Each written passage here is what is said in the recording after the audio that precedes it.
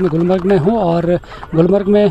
जम्मू कश्मीर हुकूमत ने जायदाद पर गैर मजाज कब्ज़े का हवाला देते हुए गुलमर्ग में मशहूर होटल, तारीखी होटल नीरोज़ को फ़िलहाल उन्होंने फौरी तौर पर यानी उसे अपनी तहवील में लिया है, अपने कब्ज़े में ले लिया है। और जिस तरह ऑनरेबल सुप्रीम कोर्ट और हाई कोर्ट की जानिब से जो हिदायत मिली है यहाँ के गुलमर्ग डेवलपमेंट अथॉरिटी को और सरकार को, उन्होंने कहा कि फ़ौरन इस होटल को यानी सख्ती से उस पर अमल किया जाए और इन्हें हुक्म दिया गया है कि इसे अपनी तहवील में लिया जाए और फ़िलहाल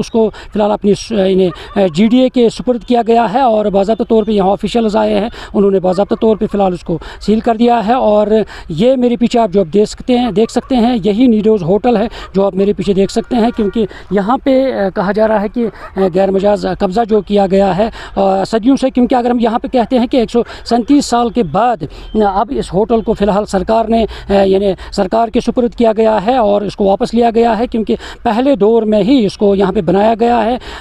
ये तारीखी होटल है। अब देखना है कि सरकार की तरफ से मज़ीद क्या कुछ इक़दामात उठाए जाएंगे और उस हवाले से क्या कुछ पेशरफ्त होगी, वो आने वाला वक्त ही बताएगा। न्यूज़ 18 जम्मू कश्मीर के लिए मैं गुलमर्ग से मुनीर हुसैन हुर्रा।